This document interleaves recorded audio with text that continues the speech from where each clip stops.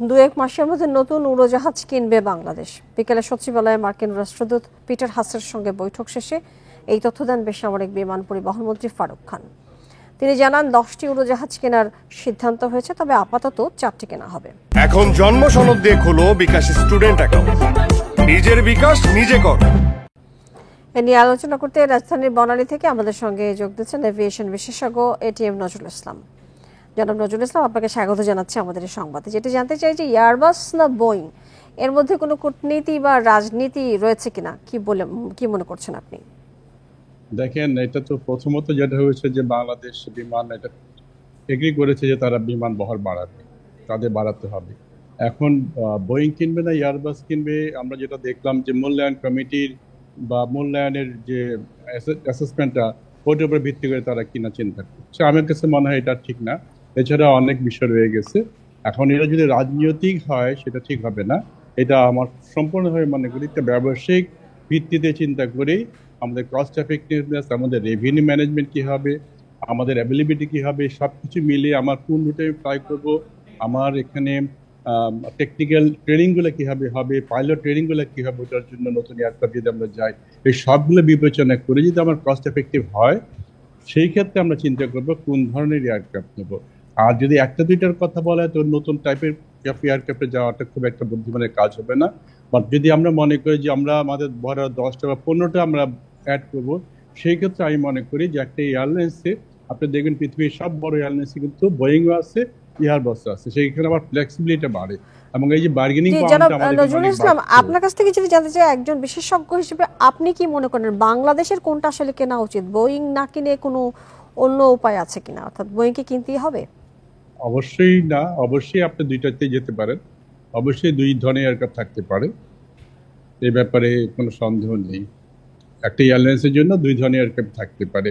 আমাদের বোয়িং রয়ে গেছে, আমরা এয়ারবাসে যেতে পারি, এবং সেটার জন্য দরকার হচ্ছে যে বিমানের নিজস্ব অ্যাপ্লিকেশন করা, এবং আমি কোনটা ব্যবহার করবো সেটা তারা ফাইন্ড আউট করবে। এবং এখানে অনেকগুলো টার্মস আছে, অনেকগুলো ক্রাইটেরিয়া আছে, সেটা ভেবে নিতে হবে।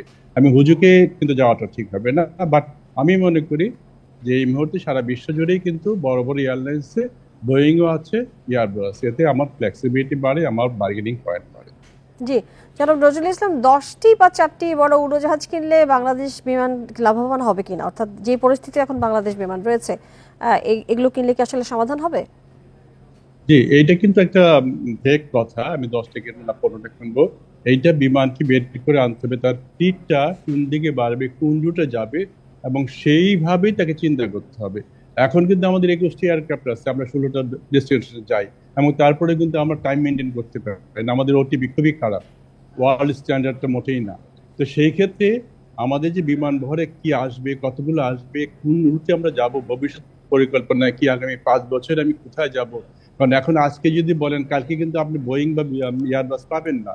তারপরে বোয়িং সম্পর্কে যে একটা কথা উঠেছে, আপনারা নিশ্চয়ই জানেন, 737 ম্যাক্স এর পরে 787 বা ড্রিম লাইনার নিয়ে একটা কথা উঠেছে, তার কোয়ালিটি একজন ম্যানেজার একটা কথা বলেছেন, সেখানে আমাদেরকে মাথায় রাখতে হবে কথাটা। তো সবকিছু বিবেচনা করে এবং আমার নিড বেসিসেই আগামী 5 বছরে বিমান কিভাবে এক্সপেনশন করবে, তার রুটগুলো কোথায় যাবে, কোন এয়ারক্রাফট লাগবে, সেটা চিন্তা করে তারা সিদ্ধান্ত নেওয়া উচিত। এখানে কোনো প্রেশার জন্য কাজ না করে বিমান যেন নিজে। একটু আপনার সাথে ইন্টারাপ্ট করতে চাই জায়গাটায়, যে টিকিট নেই অথচ আসন ফাঁকা, যখন এই পরিস্থিতি, এই যখন বিমানের ইমেজ দাঁড়িয়েছে, সেই দুর্নাম কি আসলে বিমানের ঘুচবে? দেখেন, এটা কিন্তু বিরাট একটা সমস্যা। আপনি কিছুদিন আগে বিমানের এমডি সাহেব বলছেন যে একটা বিরাট চ্যালেঞ্জ, তার মানে উনি স্বীকার করে নিয়েছেন যে এখানে একটা সমস্যা আছে। এখন টিকিটগুলো যদি বিক্রি হয়, কিন্তু এখন যেটা হয় দুইটা টার্মস, একটা হচ্ছে অনলাইন টিকিট হয়, একটা অফলাইন টিকিট হচ্ছে। তো একটা মনিটরিং কারা করে? আমি এজেন্টকে দিয়ে দিলাম, মনিটরিং কিন্তু আমার এয়ারলাইন্স করছে।